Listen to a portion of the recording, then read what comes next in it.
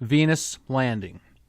Once upon a time, in the year 2036, a manned mission to Venus landed on an ancient lava plain and came to a rest.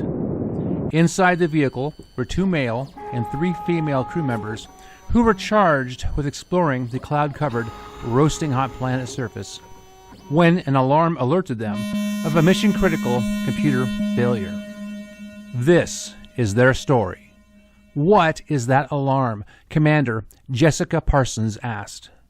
The heat shield is deactivating. We have 20 minutes before we are a puddle of molten metal and ashes on the surface of Venus, crewwoman Emily Spice replied. Can you override? Parsons asked. I'm trying, but I think we need a full reboot, and that can take half a day, Spice replied. Options. I need suggestions, and I need them quick, Parsons yelled in the cramped cabin. We have cyanide capsules in the glove box in the med room, crewman Jack Jones replied. I'm not asking for the final option. I'm asking how we fix this computer problem in the next 15 minutes, Parsons snapped.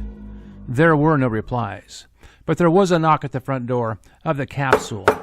On the video monitor, Parsons saw the unmistakable image of a group of women dressed in what appeared to be swimming gear and holding long spears. Open the door and let them in, Parsons barked. But the heat will flood inside the capsule, and we will be crushed under the immense pressure and cooked by the heat, Jones replied. We have an airlock, don't we? Parsons asked. I wouldn't trust it, with the computer problems we're having. We have no other options. Signal to the Venusians that the door will unlock and open on its own, Parsons said. We don't know if they speak English, Commander, Jones replied. They may respond to our communication as a sign of aggression. Parsons replied, We have about 10 minutes left. Either open that fucking door, or I will find someone who will, Parsons barked. Crewman Jones pressed the unlock button, and 3 Venusians entered the craft. The door closed, and the air in the airlock lowered the temperature and reduced the air pressure. Crewwoman Spice spoke up and said to the commander, The computer has locked up all essential functions. In other words, there is no going back, and I read the outer hull is starting to melt. So much for getting back home, Jones said under his breath. Just then, the airlock opened, and 3 Venusians stepped through into the main body of the ship. They followed the crew's voices and stepped into the command center.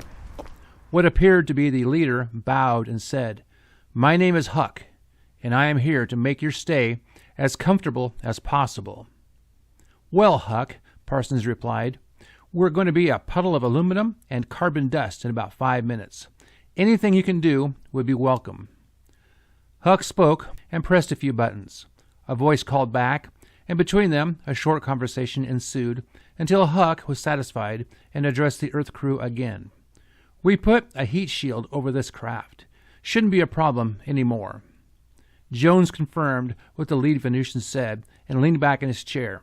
That was fucking close, he added, lacing his fingers behind his head. Now what? Parsons asked. We weren't expecting company, at least not this quick. We monitored your trip from Earth and prepared for your arrival. You can don your spacesuits.